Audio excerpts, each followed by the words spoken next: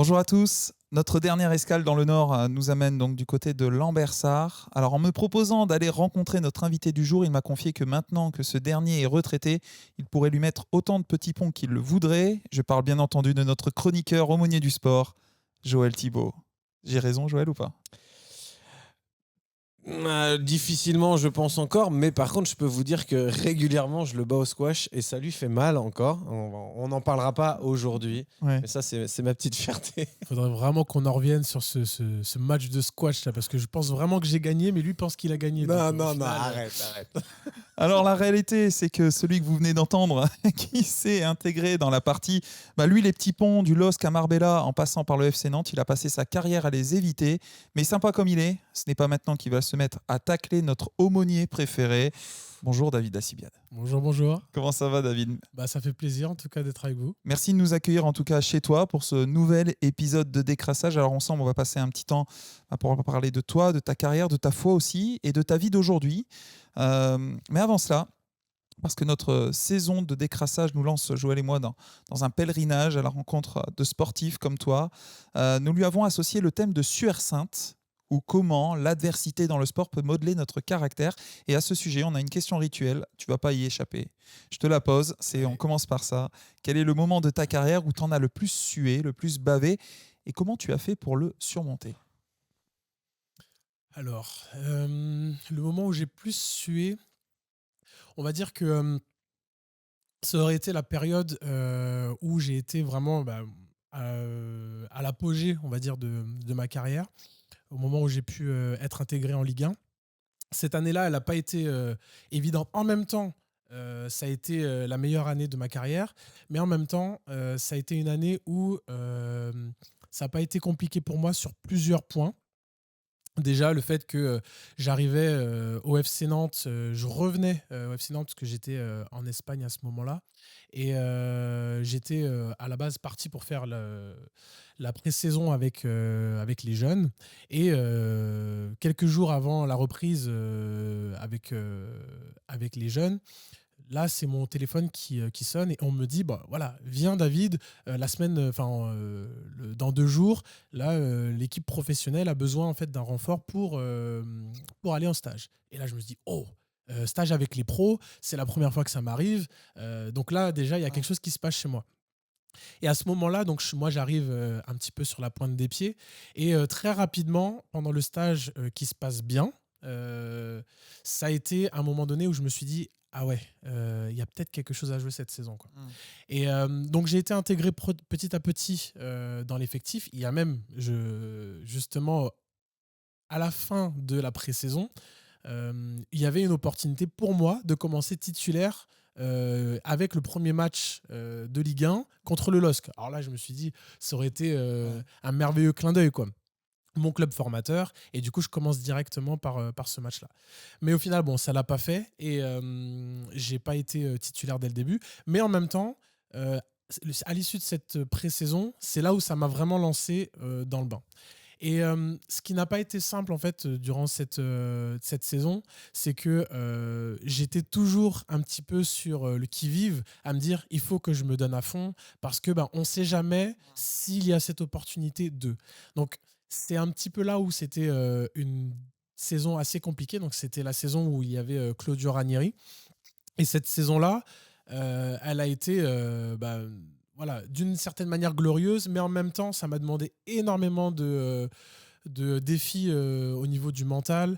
Donc je devais alors là, j'ai tous les matins dans mon alimentation, dans la manière dans mon hygiène de vie, dans ce que je faisais aussi dans ma préparation avant les entraînements, après les entraînements. Là, on va dire que cette année, j'ai été une bête de compétition, quoi. Ouais. Et parce que je voulais vraiment être prêt pour, si jamais on avait besoin de moi, de pouvoir être au meilleur niveau au moment où on m'appelait, quoi. Et sous Claudio Ranieri, c'était un Italien. On sait que les Italiens, au niveau de la préparation physique, ça peut des fois être assez violent. Ouais. Est-ce que tu as en mémoire une séance où tu en as vraiment sué et tu te dis, ah, est-ce que si j'avais couru un peu plus pendant les vacances, ça aurait été moins dur? Alors, je peux te dire que quand tu me poses cette question, j'ai une séance en particulier. C'était justement pendant la préparation. Donc, ça devait être je pense, dans la première semaine de préparation. On savait pas encore, personne ne savait exactement à quoi on allait être mangé.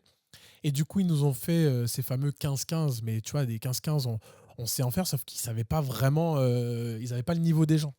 Et du coup, on a commencé à courir, à courir, à courir, à courir. Sauf qu'ils n'ont pas annoncé combien de navettes on allait faire. Et puis là, justement, je suis en train de me dire, ah ouais, non, là, ça commence à être difficile. Et sauf que moi, comme je te disais tout à l'heure, j'arrive sur la pointe des pieds, donc je me dis, il faut que je tienne la barre, quoi. Sauf que là, je vois que je commence vraiment à pas être bien. Là, je commence à avoir mal au ventre. Je me suis dit, ah là, ça va être compliqué pour moi. Et plus on avance, et plus je me dis, je vais lâcher, je vais lâcher. Et les autres, ils sont comment autour? Bah justement, ils tiennent la route. Alors peut-être que dans leur tête, ils se disent aussi ça va être compliqué pour eux. Mais moi, je me dis, et là, à un moment donné, c'est la dernière, on va dire, il y a la ligne droite, et là, je me dis, non, j'en peux plus. Là, je sens qu'il y a le repas qui commence à remonter, et là, je dis, j'arrive là-bas, je vais au fond et je vomis. Et en fait, ce qui se passe, c'est que au moment où on franchit la ligne, et là, il siffle le coup de sifflet final. Et là, je me dis, waouh, j'ai échappé la pire humiliation en fait que j'aurais pu avoir. Et je me suis dit, franchement, sur le coup, merci Seigneur, parce que là, j'aurais pas pu faire une de plus. Ouais. Et mais ça annonçait la couleur. Mais un vrai sportif, c'est un sportif qui vomit. Cette année-là, il y en a pas qui ont vomi. Mais j'en ai déjà connu dans ma carrière qui ont pu vomir. J'ai pas eu l'occasion en tout cas de. Je crois que Zidane vomissait après certaines séances à la Juve, il me semble. paraît, ouais. Avec C'est le ça, stress ouais. parfois peut-être Ouais. aussi, Aussi. ou sinon quand c'était difficile. Ouais. Et du coup, tu as su, c'était un bloc de combien? Je sais Tu même les pas. as même pas comptés. En général, c'est des Ah. blocs de 8 minutes, 10 Non, là, minutes, c'était, non? c'était un peu plus. Ouais. Oh, ah oui, c'était ça un peu commence à plus. piquer, toi. C'était peut-être deux fois 12, mais je sais plus combien c'était, mais À c'était beaucoup. l'italienne, quoi. Là, Ouais, ouais. vraiment. Ouais. Et en fait, c'est que c'était sur le long. C'est pas que c'était hyper fort dès le début.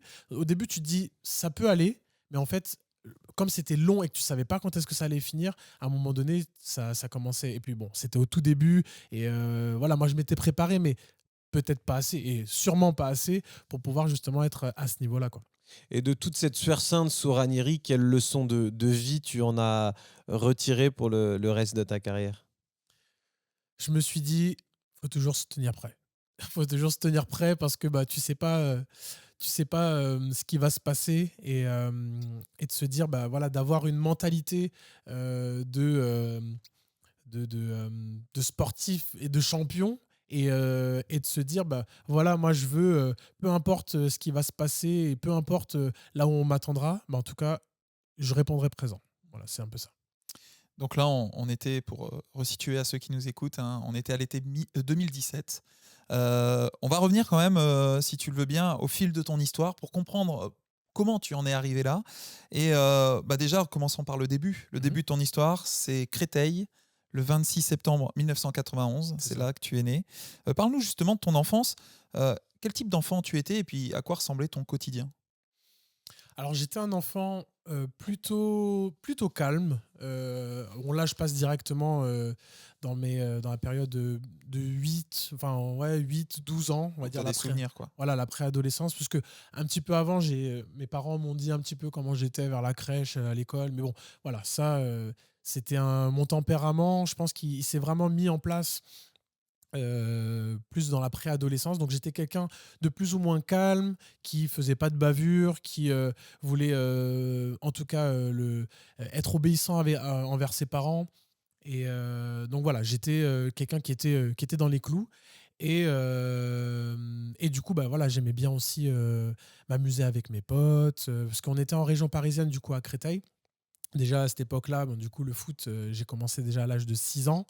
Et donc j'avais mes petites habitudes de vie, mais voilà, je faisais pas plus que l'école, le foot. Voilà, c'était un petit peu ce qui rythmait ma vie, et bien évidemment aussi le dimanche à l'église. Mais ce qui m'intéressait, c'était surtout le sport, et enfin le sport. Ouais. Et du coup, qu'est-ce que ce sport t'a permis de construire humainement à l'adolescence? Qu'est-ce que tu en retiens, toi? Hum, Ça a été progressif, parce que je pense que au moment où vraiment j'ai pris conscience que le sport c'était quelque chose d'important, et que ça allait prendre de la place en tout cas dans ma vie, c'était peut-être à l'âge de 12 ans. Donc c'est au moment où j'intègre Clairefontaine, l'INF Clairefontaine. Donc, c'est, pour ceux qui ne connaissent pas, c'est là où l'équipe de France se rassemble. Et à ce moment-là, je me suis dit, ouais, il y a quelque chose à faire dans le football. Et donc, ça a pris une teneur particulière dans ma vie. Mes parents aussi, à cette époque, il n'y avait pas les réseaux sociaux, toute la popularité en fait, du football. Donc voilà, c'était pas aussi médiatisé. Puis mes parents, ils s'y intéressaient pas plus que ça. Donc, T'arrives quand même après la fameuse série à la Clairefontaine, quand même, qui était ouais. sur Canal+, que tu devais regarder quand même, Ah peut-être. bah, quand on est arrivé à l'INF Clairefontaine, si même on le connaissait pas, je peux te dire qu'on l'a mangé celle-là et on la connaissait. Et puis bon là, j'ai pas des Les éducateurs vous la montraient? entre potes, entre gars, voilà, c'était un petit peu le rêve, par exemple, que on regardait Hatem Ben Arfa, on regardait les gars qui au final avaient été en train de briller aussi à ce moment-là, et on s'est dit, bah tiens, nous on veut aussi ce parcours, parce que quand on arrive à l'INF Clairefontaine, eh ben, tout de suite, on nous dit, bah euh, il y a une chance que tu sois professionnel, comme il y a une chance que tu ne le sois pas, mais tout de suite, on te met dans le bain. Et en fait, bah, nous, on voyait tout de suite les personnes qui avaient réussi et les étoiles montantes. Donc, on s'est dit, bah, on veut être sur ce tableau. Et ce qui est aussi intéressant et ce qui fait aussi le charme de l'INF, c'est que tu arrives dans le hall de là où on dormait. Et tout de suite, sur la droite, sur le mur, tu vois en fait tous les gars qui ont réussi, qui sont passés par Clairefontaine. Et là, t'es enfant, tu as 12 ans, tu te dis, ouais, moi aussi, je veux voir mon nom inscrit sur ce tableau, quoi.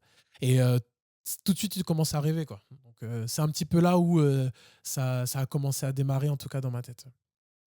Et comment ça s'est passé du coup pour toi? Alors à ce moment-là, peut-être pour resituer, je pense que tu n'es plus en région parisienne puisque tu es au LOSC. C'est ça ton club? Alors, pas Pas encore. encore? Parce que là, du coup, c'était ça aussi un petit peu le dilemme, c'est qu'avant l'INF Clairefontaine et avant le LOSC, il y avait le Racing Club de Lens, du Mhm. coup, qui s'était intéressé à moi. Et il m'avait d'ailleurs proposé un contrat assez long, Mhm. mais qui me demandait d'aller faire toute ma préformation et ma formation au Racing Club de Lens. Et là, à ce moment-là, du coup, de déménager et d'aller dans l'internat. Et là, du coup, mes parents, ils n'étaient pas très à l'aise avec cette idée qu'à 10 ans, je quitte le cocon familial et que je sois un peu livré à moi-même dans ce milieu-là. Mhm. Et Et, donc, ouais, vas-y. et c'est pour ça justement que on a refusé en tout cas cette offre, bah, surtout mes parents, parce qu'à l'époque, je ne prenais pas forcément les décisions comme ça en tant que telles. Ils m'accompagnaient dans les décisions et c'est l'opportunité où il y a eu Clairefontaine, et de pouvoir, moi, rester en région parisienne et de pouvoir aller la semaine à l'INF. Et du coup, je rentrais le vendredi soir chez mes parents et je repartais le dimanche soir à Clairefontaine, quoi. C'était comme ça qu'on rythmait les semaines. Et la suite, donc la suite de ton histoire, c'est tu passes de l'INF au LOSC. C'est Alors ça. explique-nous un peu comment ça s'est passé et puis quels souvenirs tu gardes de cette période-là au LOSC où tu poursuis ta formation. Alors déjà, effectivement, à Clairefontaine, à l'âge de 12 ans, la première année, c'est là où on voit qu'il y a beaucoup plus de recruteurs, beaucoup plus de personnes qui s'intéressent à toi. Et en fait, ça, c'est quelque chose, comme je le disais tout à l'heure, en fait, mes parents, moi-même, on n'était pas préparés à ça. Et moi, il faut savoir qu'à l'époque, je faisais déjà 1m74. Là, pour vous situer, je fais 1m80. Donc, j'étais quasiment... Bien grandi d'un coup. j'avais quasiment fini ma croissance. Donc j'étais plus grand que tout le monde, donc plus fort, et j'allais plus vite. Donc du coup, j'impressionnais par ma taille. Et j'étais défenseur central, donc pour moi, tout ce qui était de la tête, je le prenais. Donc j'ai attiré pas mal de recruteurs. Donc il y avait, je me rappelle, la première fois, c'était Monaco, la JOCR, Lyon.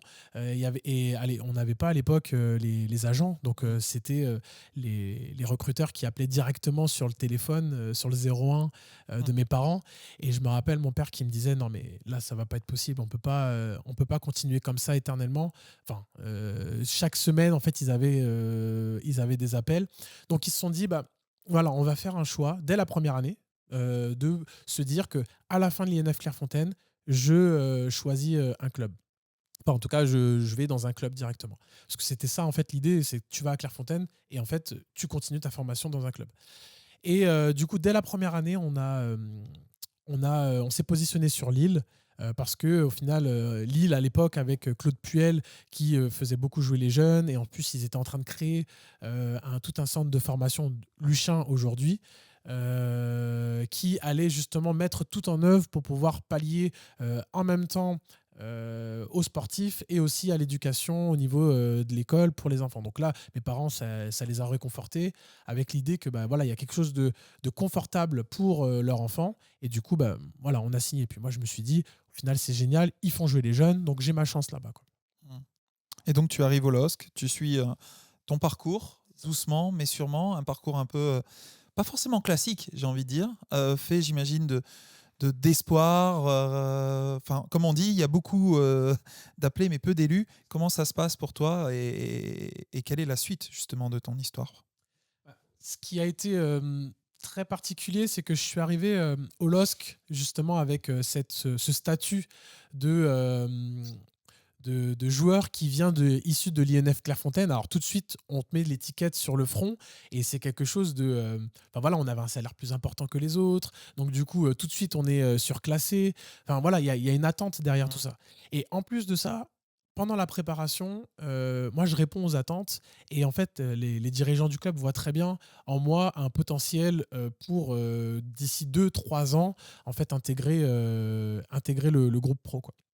Donc très vite, je me rappelle, je suis arrivé, on a commencé en juillet la préparation et au mois de mi-août, fin août, on s'est tous assis avec... Alors là, à l'époque, j'avais un agent. On s'est assis avec mon agent et mes parents et les dirigeants dans cette fameuse salle où ça, c'est vraiment un moment mythique de ma carrière où justement, ils ont déroulé le tableau. Tu sais, c'était les feuilles de papier. Et ils ont voilà, paperboard. Et ils ont soulevé. Et là, tu vois tout le déroulé de ta carrière comme eux le voyaient, l'imaginaient. Et là, je vois des chiffres, des numéros partout. Et là, je me dis, oh là là, qu'est-ce qui se passe? Il y a quelque chose là. Et en fait, voilà, c'était tous les aspirations qu'ils avaient pour moi. Et du coup, des sommes faramineuses à me proposer parce que ils voulaient investir pour moi dans l'avenir. Et du coup, c'est là où je me suis dit, il y a quelque chose d'intéressant, quoi. Et donc, il y a eu ce fameux moment, sauf que malheureusement, dans tout ça, c'est que j'ai pas signé ce contrat-là parce que je me suis blessé 2-3 semaines après. J'ai eu une pubalgie qui m'a éloigné des terrains plus de 6 mois. Et 6 mois, ça a laissé le temps que Claude Puel s'en aille à Lyon et que Rudy Garcia arrive. Et là, les plans, ils ont complètement changé. La direction, ils ont dit, on va attendre. Ils ont temporisé. En fait, Rudy Garcia, lui, il est arrivé avec un motto en mode, on va être champion ou en fait, on va faire jouer des gens expérimentés. Et du coup, les jeunes, nous, on était un petit peu passés à la trappe. Donc, j'ai vécu ces 3-4 années au LOSC de manière un petit peu en roue libre. Mais pour moi, ça a été vraiment 3-4 années très difficiles parce que je partais d'espoir à en fait simple joueur d'équipe réserve, quoi. Et du coup, David, tu en parlais, Rudy Garcia, on arrive en 2011. Cette année-là, le LOSC est champion de France. Et toi, donc, tu assistes à cela depuis l'équipe réserve, du coup, où tu réalises pourtant une bonne saison en équipe réserve, une saison pleine. Tu comprends que tu n'as pas forcément ta chance avec Rudy Garcia. Et c'est à ce moment-là que tu prends une décision, c'est de t'envoler, partir vers d'autres horizons. Et tu pars pour Nantes. Et là-bas, c'est une autre histoire qui prend forme. Et ça va nous mener à la première chronique de Joël dans ce podcast, le confessionnal, parce que je crois que c'est aussi une période à partir de laquelle Joël va te rencontrer, en tout cas. Et je vous laisse tous les deux en tête à tête.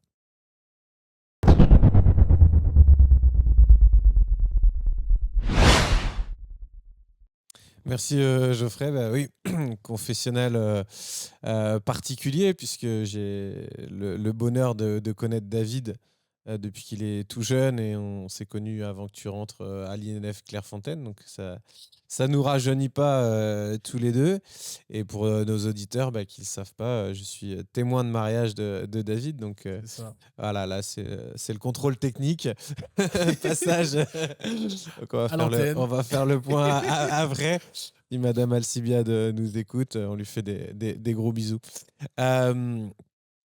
Oui, alors ce confessionnal, j'aimerais que tu nous partages ce moment difficile par lequel tu es passé de ta non-signature de ce contrat pro. Là, tu l'as dit, il y avait tous ces chiffres, mais il y a eu un élément un petit peu particulier avant ta pubalgie. J'aimerais que tu nous partages comment tu as géré ça et tout un processus de restauration et de pardon par lequel tu es passé, qui a été un moment important pour pouvoir avancer dans ta vie. Ok. Bah, effectivement, pendant cette période où il m'avait proposé ce fameux contrat, justement, qui allait me donner des perspectives complètement différentes sur l'avenir, les quelques semaines qui ont suivi, du coup, il y avait toute une négociation avec mes agents. Donc là, tout à l'heure, je parlais du fait qu'il y avait beaucoup de chiffres en jeu. Et du coup, à un moment donné, mon agent, lui, qui avait aussi un autre joueur qui aussi était qui allait signer dans la même période. Du coup, il avait réussi à avoir des primes pour lui que moi en fait je n'avais pas. Donc lui, ce qu'il voulait, c'est que voilà, faire monter les enchères et de se dire bah tiens, au lieu d'avoir tant, enfin j'ai plus exactement les chiffres, mais du coup, il voulait en tout cas négocier le contrat. Pourtant, nous, de notre côté, on s'est dit, bah non, on était complètement satisfait, enfin, on était largement même satisfait de tout ce qui avait été donné. Mais voilà. Et donc après, je ne sais pas exactement s'il y avait des commissions d'agents derrière, possiblement, des garanties. Mais en tout cas, ça a traîné. Et au moment où je me suis blessé, euh, ça a été justement enfin, pas l'opportunité, mais ça a été justement le fait que j'en ai voulu à cet agent parce que bah, ça aurait été que moi sans agent, j'aurais signé directement. Et en fait, il a laissé traîner les choses. Donc voilà, pas de bol, je me suis blessé. Mais derrière, en plus de la blessure et du coup de toute la tristesse que ça a pu avoir, il y a eu aussi ce côté rancœur contre mon agent. Surtout que pendant une période, il ne m'a, enfin voilà, j'ai dit que pendant 6 à 8 mois, j'étais blessé. Et pendant cette période, j'ai bien vu que il était complètement, enfin, il n'était Absent. plus dans les radars, il était complètement absent, quoi. Donc, il y a quelque chose qui s'est envenimé chez moi, et en même temps, ça a été l'opportunité pour moi de pouvoir avoir ce chemin de pardon. Ça l'a pas fait tout de suite, mais parce que bah, ça a pris plusieurs années.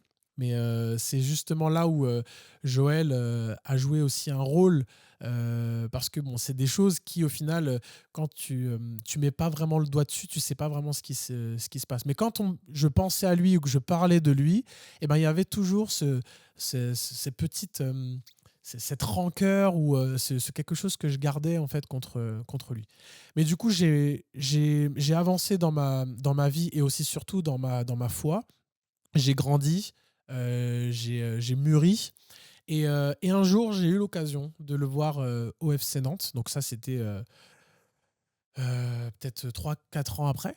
Et ce jour-là, je me rappellerai hein, toujours, hein, je sortais du vestiaire et je le vois, on se regarde. Et là, tout de suite, lui comprend. Voit dans mon regard, en fait, et il se dit, et là, il s'attendait pas à tomber sur moi.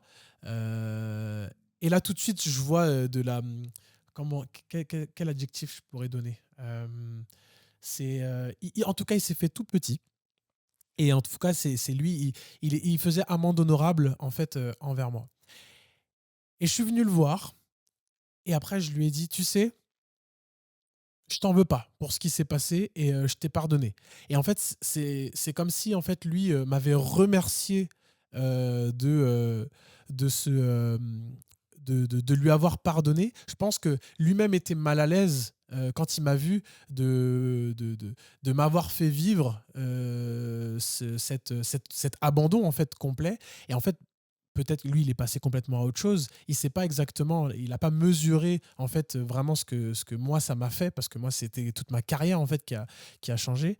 Mais là, du coup, il y a eu vraiment ce temps où j'ai pu avoir l'occasion de pouvoir lui demander pardon, enfin en tout cas lui accorder mon pardon, lui dire que je lui pardonnais et que voilà, aujourd'hui, je ne lui en tenais pas rigueur, quoi. Donc ça a été vraiment un moment fort dans ma vie et c'est vrai que bah, Joël a joué aussi un rôle pour identifier en fait cette, euh, cette brèche qu'il y avait chez moi parce qu'au final, je ne m'en rendais pas compte au début et c'est vraiment en parlant, voilà, on est un peu dans ce côté confessionnal, dans ce moment confessionnal-là, bah, c'était des temps justement de cœur à cœur où à un moment donné, il a vu qu'il y avait quelque chose qui allait pas et que ça a pu en tout cas permettre cette ouverture à ce moment-là.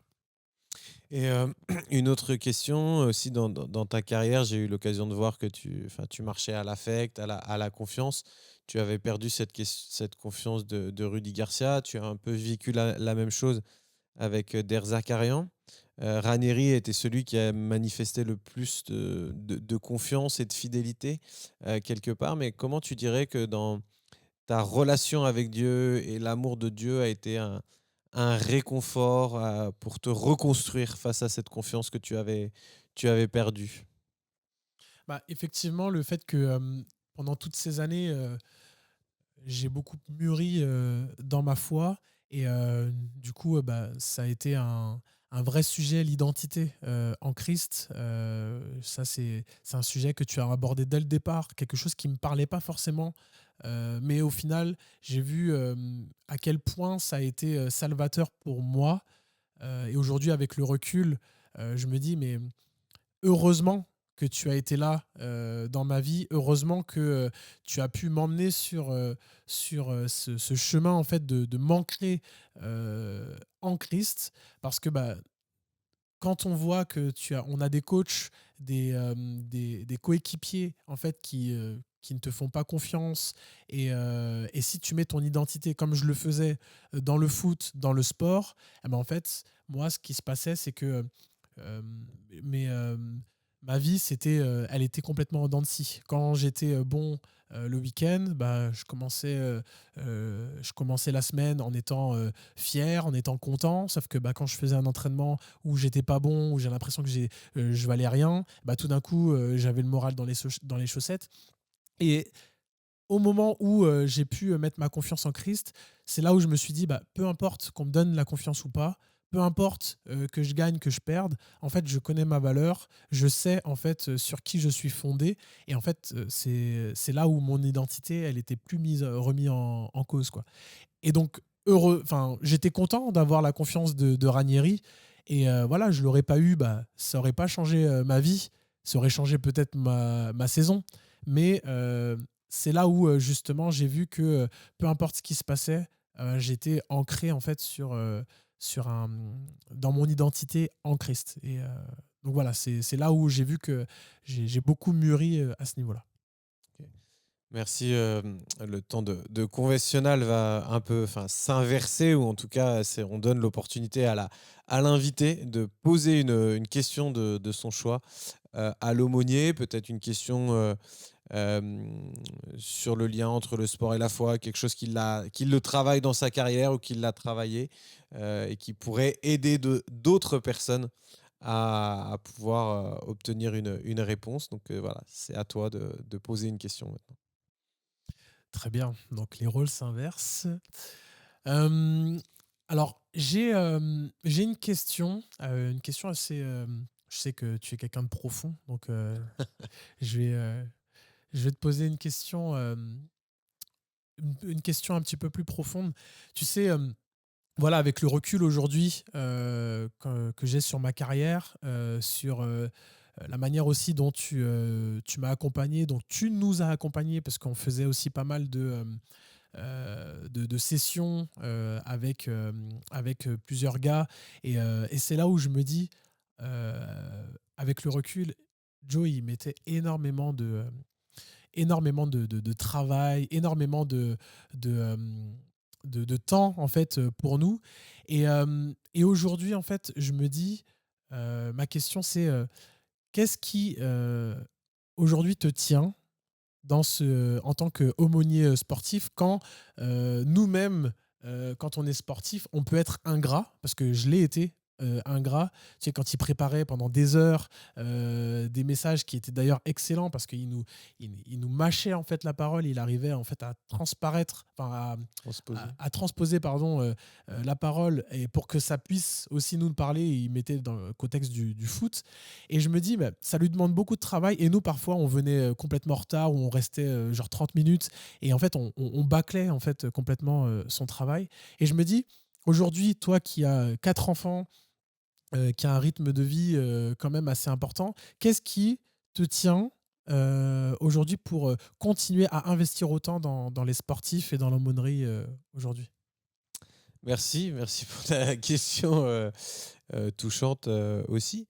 Bah, je pense ce qui me tient, c'est finalement c'est l'amour de Dieu, l'amour pour vous et de me dire que c'est utile et que c'est un bon combat euh, pour vous préparer à ce qui va arriver et aussi cette petite mort qui est l'après-carrière dont on va parler dans quelques instants. Donc puis après, c'est ce que tu as dit, c'est aussi avoir des fondations solides et puis bah, pourquoi enfin, finalement, c'est aussi faire quelque chose que je crois que Dieu m'a appelé à faire et d'être fidèle et persévérant, même si c'est pas toujours évident, mais c'est aussi parce que c'est des belles rencontres et puis c'est aussi des amitiés, quoi. Donc voilà, et j'ai toujours eu ce verset en tête que ce qui compte, c'est pas nous, c'est Jésus et c'est Jésus qui s'occupe. Nous, on sème la parole et on est des serviteurs inutiles. Donc voilà, savoir rester à sa place, même si des fois ça peut faire mal, mais c'est comme ça. On accepte aussi, et puis c'est le chemin où certains peut-être se rendent compte, comme tu l'as exprimé. Voilà. Très fort, David. Bah, Il a merci, réussi merci. à inverser le confessionnal. C'est Joël qui doit se confesser. C'était incroyable. Impressionnant. Bon, David, on va revenir au fil de ton histoire. Donc, comme on le disait, tu quittes le LOSC, tu es maintenant au FC Nantes.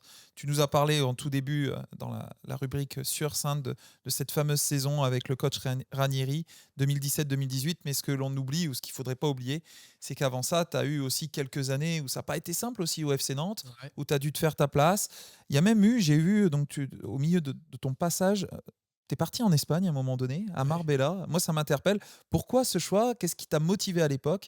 Et puis, oui, où est-ce que tu en étais à ce moment-là dans ta carrière? Bah, c'est vrai que c'était un réel défi de partir en Espagne. À ce moment-là, ça faisait déjà 4, 5 ans que j'étais au FC Nantes. Et en fait, chaque année, je me suis dit, allez, cette année, c'est la bonne. Parce que, bon, voilà, vous connaissez bien aussi la légende au FC Nantes, c'est que les entraîneurs, ils restent pas très, très, très longtemps. Et du coup, à chaque changement d'entraîneur, je me dis, bon, bah, ça va être la bonne, ça va être la bonne, ça va être la bonne. Et du coup, on arrive. Là, c'était. Comment il s'appelle c'est René Girard, voilà, Mhm. qui arrivait. Et là, je me suis dit, bon, allez, ça va peut-être être la bonne. Et au final, j'ai rendez-vous avec la direction qui me dit que, voilà, ils ont parlé de moi à René Girard, que, voilà. Enfin, en tout cas, il a entendu et peut-être que voilà, j'arriverai peut-être à faire la préparation avec eux ou quoi. Et en fait, ce jour-là, juste avant de partir en vacances, je croise René Girard parce il était dans les bureaux, peut-être pour signer son contrat et tout. Et du coup, je lui dis bonjour. Et du coup, je lui parle parce que je connaissais son fils. Il était kiné à Clairefontaine, justement. Et du coup, bah, je veux, un peu au culot, être sûr de cette source qu'il a entendu parler de moi. Et je cale ça dans la conversation. Et il me fait, ah non, non, non, non, c'est la première fois que j'entends parler de toi. Voilà, je savais pas. Bon, voilà, en tout cas, je saurais maintenant. Et ça a été un déclic pour moi de me dire, mais ouais, en fait, non. Je vais pas rester là parce que la direction, ils vont pas me pousser. Ils veulent pas que je reste. Enfin, ils veulent que je reste, mais pour encadrer les jeunes et De la réserve. de la réserve. Ouais, c'est ça. Et du coup, ouais, non, j'ai autre chose à jouer. Et à ce moment-là, du coup, je suis parti faire le stage de l'UNFP, donc cet été-là. C'était un défi parce qu'au final, j'avais un club. Au final, le FC Nantes m'avait poursuivi, prolongé. Mais je me suis dit, il faut que j'ai besoin de changer d'air, quoi. Et du coup, on arrive à la fin du stage de l'UNFP, donc j'ai pas de club. Et là, en fait, il y a pendant le dernier match contre Caen, Yaya, c'était défenseur central de Caen, qui vient me voir, qui me dit, mais toi, t'as rien à faire ici. Et du coup, il me prend un petit peu sous ses ailes et en fait, il me donne son contact, un contact qu'il a en Espagne d'un ancien, d'un ami à lui qui est coach justement d'une équipe, du coup Marbella, à ce moment-là, du coup, qui est en 3e division en Espagne. Et il me dit, je vais passer ton numéro à mon pote et puis voilà, s'il t'appelle, peut-être qu'il t'appellera pour faire un essai et tout ça. Et tout ça. Et effectivement, quelques jours plus tard, il m'a appelé pour faire un essai et ça s'est très bien passé. Et c'est là où je me suis dit, bon, ça fait peur parce que c'est la première fois déjà que je quitte le pays. Marbella. Ouais, d'habitude, vous y allez, Marbella, les footballeurs, vous y allez pour faire autre chose, non? Tu te dis, voilà, c'est un peu plus connu pour C'est faire la la fête. Mais en même temps, là, j'étais dans un tournant de ma vie et je me dis, bon, tu sais quoi, j'ai pas grand-chose à perdre. Je suis célibataire. Il n'y a personne qui m'attend à la maison. Il y a du soleil. Il y a du soleil. Il y a des nanas. Voilà, tu l'avais en tête, je l'avais en tête. On l'avait tous en tête.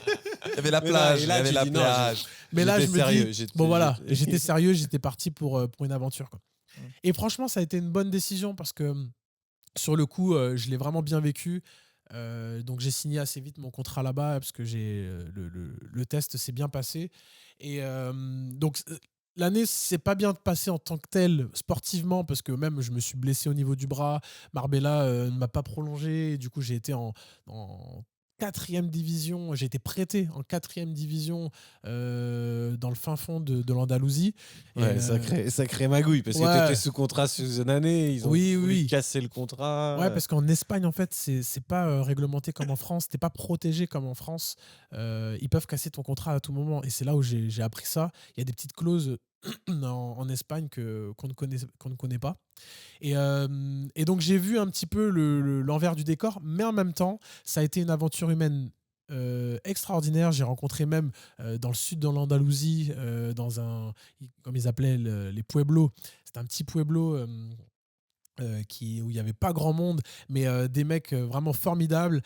Et aussi une église. Je suis tombé, j'avais vraiment cette image quand je suis arrivé dans cette ville où, tu sais, les bottes de foin là, qui passent devant toi pour dire en gros, il n'y a personne, il n'y a que du vent. Mais ça a été vraiment comme une oasis pour moi dans ce désert. Et j'ai vraiment vécu de bons moments humainement parlant. Sportivement aussi parce que c'était à échelle plus basse, mais c'était vraiment une belle ça m'a remotivé, en tout cas ça m'a redonné de la confiance pour revenir justement après sur cette fameuse année où j'ai commencé avec Ranieri. Voilà. Ou donc pour résumer rapidement, premier match, tu fais une passe décisive pour Emiliano Sala. Juste après, je crois que c'est à Strasbourg, tu fais un sauvetage sur la ligne. Tout ça, on peut les retrouver. Je pense que Joël les a d'ailleurs la vidéo. J'aurais même pu peut-être donner notre passe décisive à Jules Iloki contre Lille. Ouais, à domicile, ton seul match à la Beaujoire. Ouais, l'ouverture était vraiment belle quand je l'ai regardé. Et là, je me dis, il a caché. Et il la met au-dessus. Et depuis, il a disparu du circuit. Bon. Moi aussi. Donc on est Non, David, en tout cas, des témoins de cette belle période, on va dire, de ta carrière. Tu en as parlé, il y en a plusieurs. Mais je crois qu'il y en a qui comptent peut-être plus que d'autres. Et c'est là où je vais laisser la place à Joël pour la deuxième chronique qui a pour nom l'appel. Joël.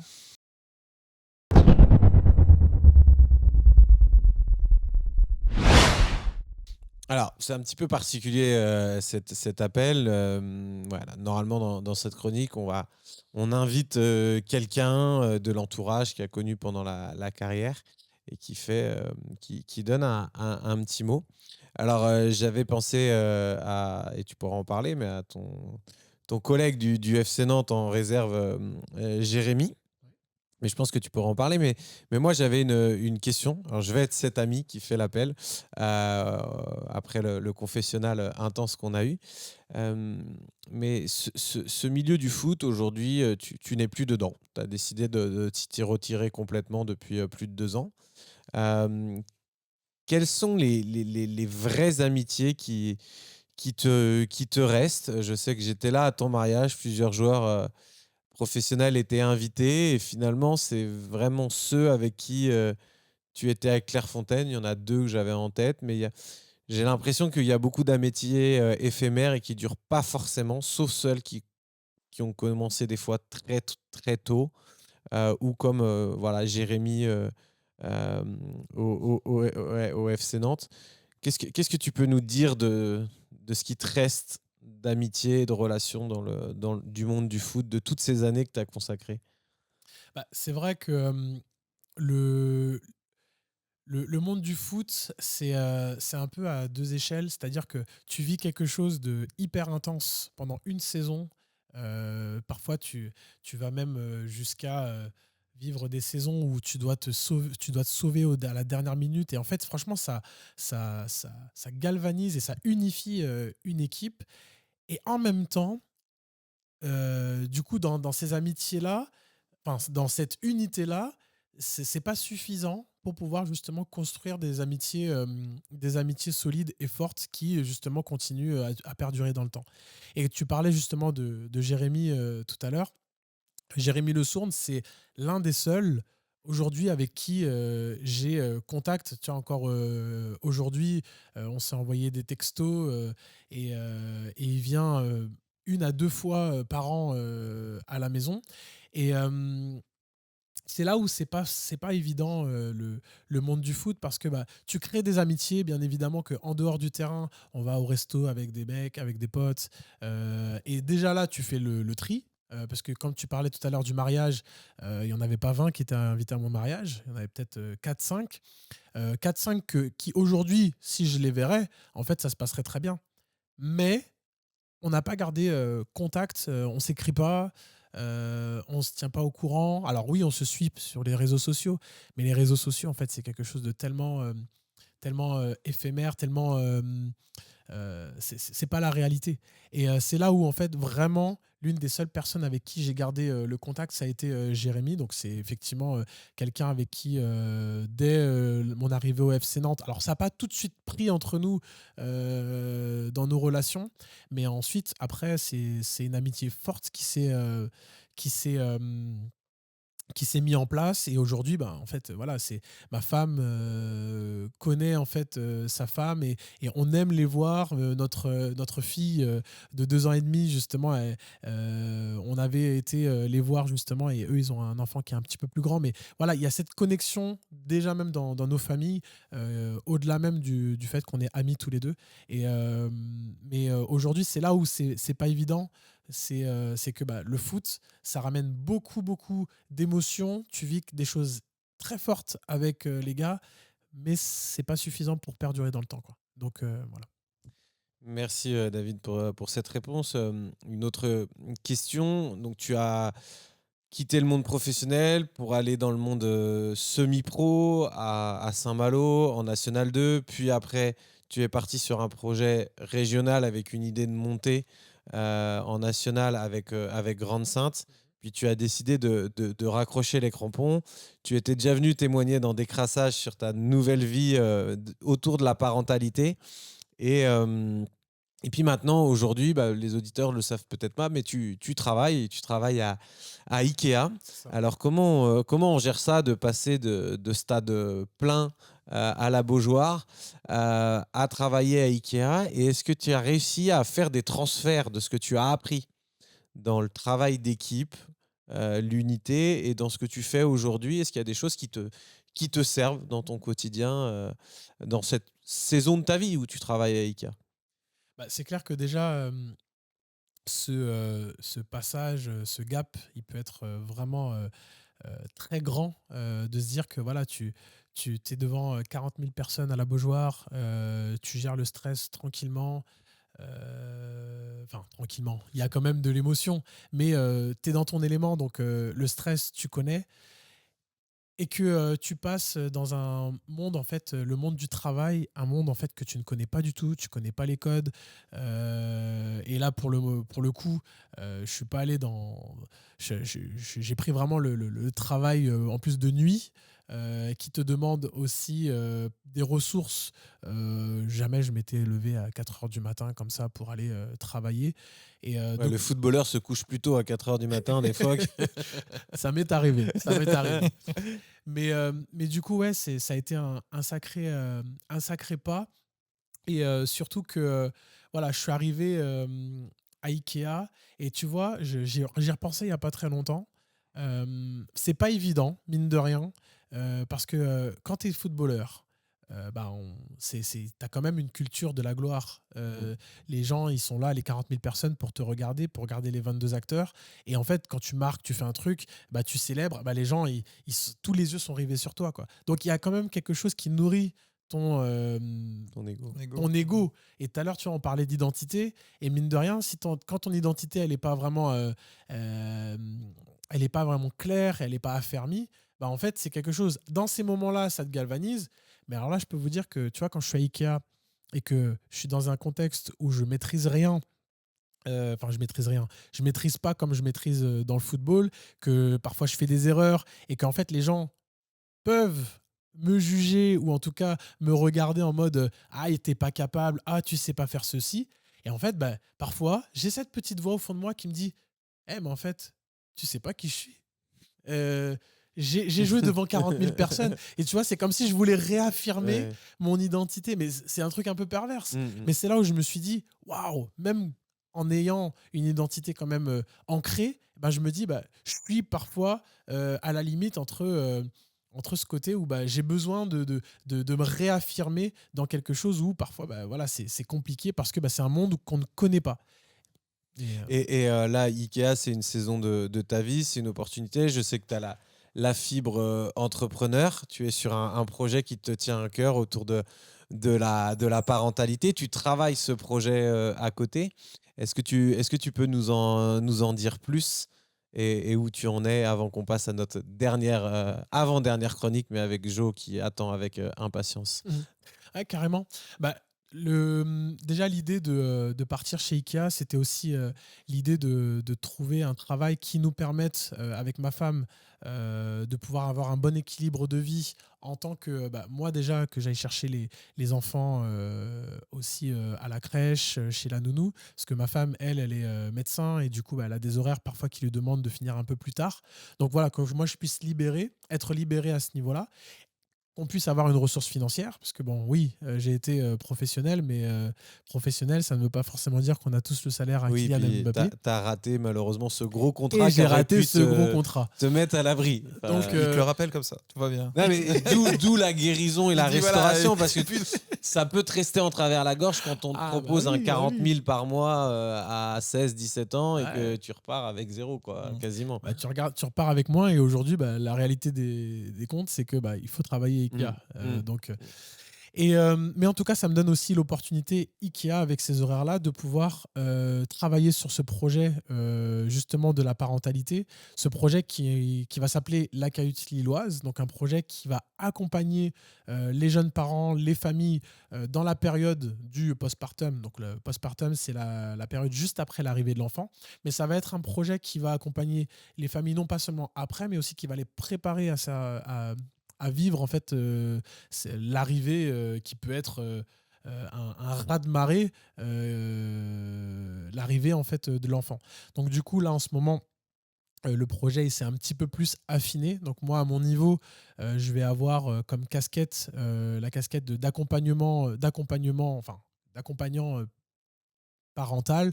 Donc là, je suis en train de me former en tant que thérapeute conjugale et familiale. Donc là, cette formation, l'année prochaine, je devrais l'avoir finie. Et ça sera une des premières branches que je développerai, de pouvoir préparer en fait des ateliers, des formations pour les parents, mais aussi avec un accent pour les papas. Parce que je prends vraiment compte que les papas ont un rôle énorme à jouer dans la famille, dans le couple, dans l'éducation des enfants, et qu'aujourd'hui, alors oui, on parle un petit peu plus du rôle de l'implication des pères, mais je pense que vraiment, surtout quand je regarde la parole, la Bible, il y a vraiment un rôle central pour l'homme, une responsabilité que l'on a en tant qu'homme, en tant que mari et en tant que papa. Et je me dis, bah, aujourd'hui, il y a quelque chose à mettre en place. Surtout que l'arrivée de l'enfant, ça demande beaucoup d'énergie, beaucoup de ressources. Malheureusement, aujourd'hui, il y a des chiffres qui sont très alarmants et qui montrent en fait que cette période en fait est très déstabilisante pour les couples. Un couple sur cinq en fait se sépare l'année où arrive l'enfant. Et c'est là où je me suis dit non, moi qui aime la famille, qui prône la famille, qui prône le couple, je me dis faut qu'on mette quelque chose en place pour pouvoir garder en fait c'est la beauté en fait de la famille, la beauté du couple, la beauté du mariage, parce que bah, c'est des choses que Dieu veut, quoi. Super, bah merci David, on sent toute ta passion, tout le cœur que tu mets dans ce projet et on te souhaite de réussir. Et notez bien la cahute lilloise. C'est ça. Voilà, on va passer à l'avant-dernière chronique du tac au tac. On va revenir un petit peu dans le monde du foot, mais pas que. Mais pas que. Geoffrey, vas-y. Bah oui, bah David, en fait, finalement, si on résume un peu ton histoire, on ne pourra pas la refaire. De toute façon, ton histoire, elle est telle qu'elle est, mais tout de même, la tienne se résume finalement à une succession de choix importants que tu as dû faire. Et cela nous mène à la troisième rubrique, et c'est un jeu, il s'appelle l'heure du choix. Donc, en lien avec tout ce qu'on a pu partager jusqu'à maintenant, je vais te poser une série de 7 questions. Allez. Et pour y répondre, alors tu auras 2 propositions de réponse à chaque fois, il faudra que tu en choisisses une. Mais bon, comme on est gentil, on va lui donner aussi des jokers. Oui.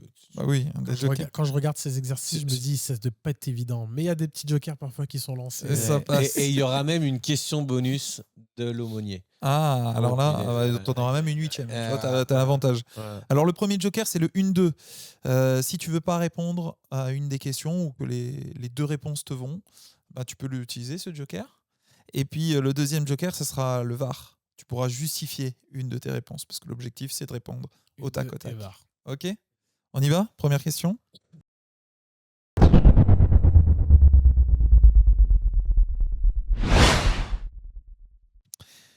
Bah, la première question, ça va être un choix. Un club. Le LOSC ou le FC Nantes ? Ah. Allez, FC Nantes. FC Nantes. Alors, qu'est-ce qui serait le plus important pour toi ? Remporter, alors tu peux plus aujourd'hui, mais imaginons, remporter un titre avec le FC Nantes ou aller au paradis ? Sans hésitation, aller au paradis. Alors, une petite question avec un choix libre. Parmi toutes les ambiances que tu as connues en carrière, quel stade t'a fait le plus vibrer ? Ah là là, le stade de la Méno. Désolé pour mes amis de la Beaujoire, mais le stade de la Méno à Strasbourg, ça m'a donné vraiment des frissons. Et pourtant, j'étais sur le banc à ce moment-là. Et la ferveur qu'il y a, en plus, ils sont 20 000, je crois. Mais tout le monde chante, tout le monde est debout, ça résonne, c'est quelque chose de beau, quoi. Et ambiance assez familiale, je pense aussi. Je pense que c'est un des stades, voire le stade qui m'a le plus impressionné, quoi. Après, je ne les ai pas tous faits. Oui. Mais du coup, à choisir, tu préférerais passer 90 minutes à la Méno, une Méno pleine à craquer, ou 90 minutes dans la présence de Dieu ? 90 minutes dans la présence de Dieu, je pense que c'est quelque chose où... tu vois, tout à l'heure, j'ai passé un temps avec le Seigneur. C'était vraiment... Je me dis, Seigneur, ça va être quelque chose de merveilleux au paradis. Et même beaucoup moins que ça, 20 minutes, c'est déjà beaucoup plus que 90 minutes de frisson à la Méno. Alors, on arrive à une nouvelle question. À quel personnage de la Bible tu t'identifies le plus ? Le roi David pour sa capacité à tenir le but coûte que coûte, ou le prophète Samuel pour celle qu'il a d'entendre la voix de Dieu ? J'allais dire déjà à la base le roi David. Je tends à être ce prophète Samuel qui entend, mais pour l'instant, je suis le roi David qui garde le but bien devant ses yeux. Alors, professionnellement, tu préfères ta vie d'hier ou celle de demain ? Ma vie de demain. Et alors, c'est ma dernière question, puis après, je laisserai Joël conclure cette petite heure du choix. Alors, en 5 minutes, qui met le plus de petits ponts à l'autre ? Joël à David ou David à Joël ? Sans hésitation, David à Joël. Je te laisse, même si tu n'étais pas un grand attaquant. Je t'ai surtout vu défendre. Et je me rappelle de toi quand tu avais 12-13 ans et que moi j'en avais 22, 23. Tu m'impressionnais déjà physiquement. Et tu es, je l'ai dit, la seule personne contre qui j'ai joué qui m'a vraiment impressionné. Voilà. Et je garde ce souvenir où tu étais très, très athlétique, très J'avais imposant. des atouts déjà à 13 ans, Ouais. 1m74 déjà. Ouais. Et j'avais jamais vu ça dans les codes jeunes et j'ai jamais revu depuis.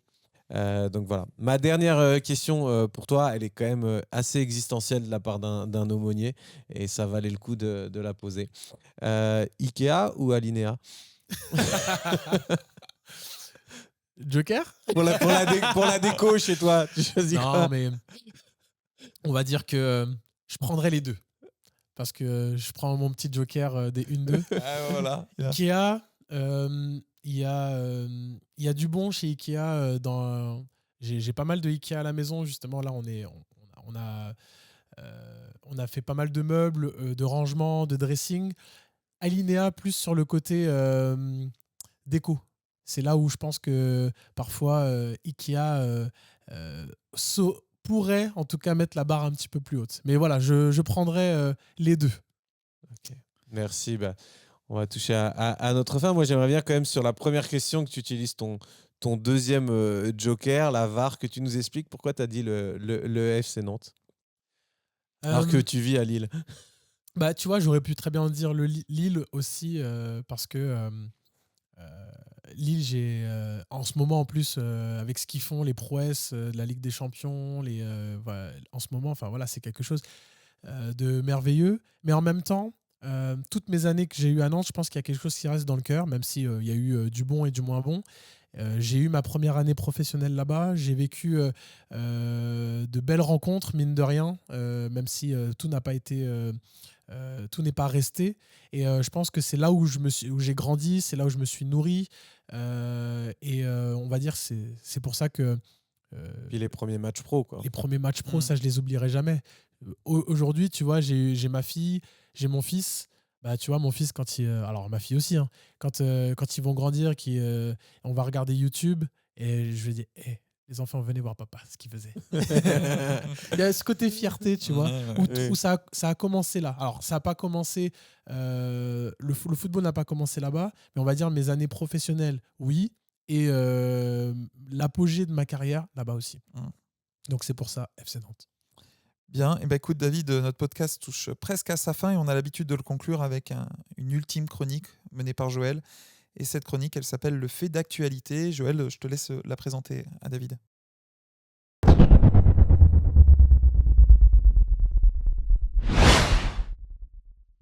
Ouais, toi qui as quitté le monde du foot en ce moment, ce qui fait grosse polémique, il y a plein de scandales qui explosent dans le foot et il y a des compléments d'enquête qui sortent sur les révélations, sur les présidents de Ligue 1, cette bulle un peu spéculative, les droits télé.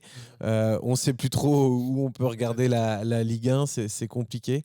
Toi, quel regard tu portes là-dessus? Est-ce que déjà à l'époque, c'était des discussions entre joueurs de ce qui allait se passer sur les droits TV? Comment.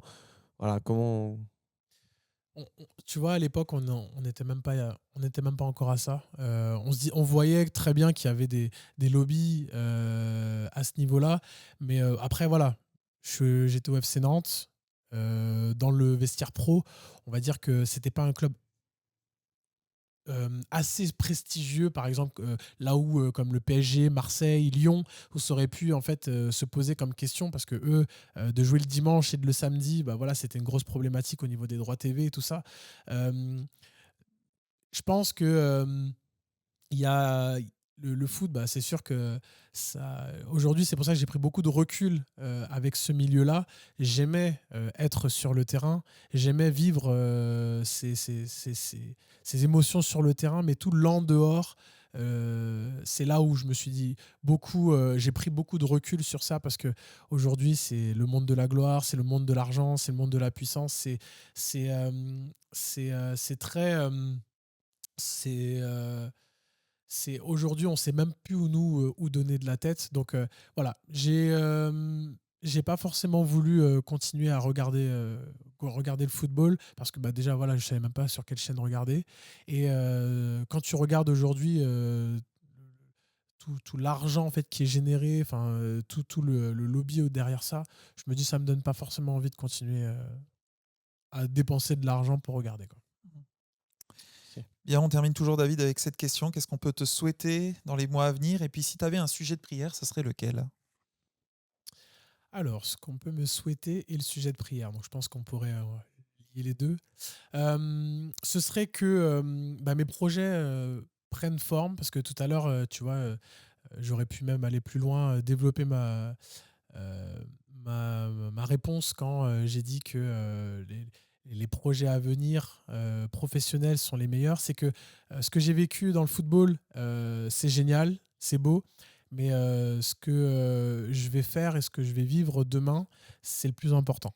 Et aujourd'hui, je pense que j'y allie vraiment ma profession, mais avec qui je suis et avec aussi une perspective d'éternité.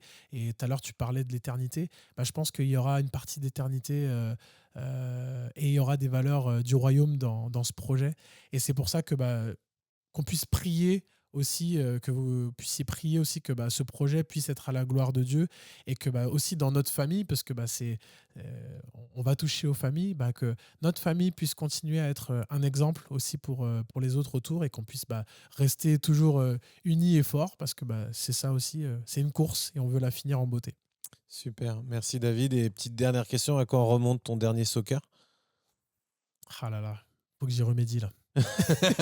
Oula, ça veut dire que... Ceci dit, il a dit que ce matin, il avait fait un petit footing, donc il s'entretient. Ah oui. Oui, il s'entretient. Ouais, donc attention. Ouais. Attention. Mais je n'ai pas encore entretenu les petits ponts que je dois te mettre. D'accord, bon, on va aller régler ça juste après. Merci. Bon, merci beaucoup, David, pour ton accueil. Merci Joël. Merci à JR à la technique. On vous remercie, vous qui nous écoutez. N'hésitez pas à commenter, noter, partager ce podcast avec Joël. Et c'est parti, Joël. On reprend notre bâton de pèlerin. Notre Tour de France, il va continuer. On vous donne très rapidement rendez-vous pour un nouvel épisode de Décrassage. Au revoir. Au revoir. Bye bye.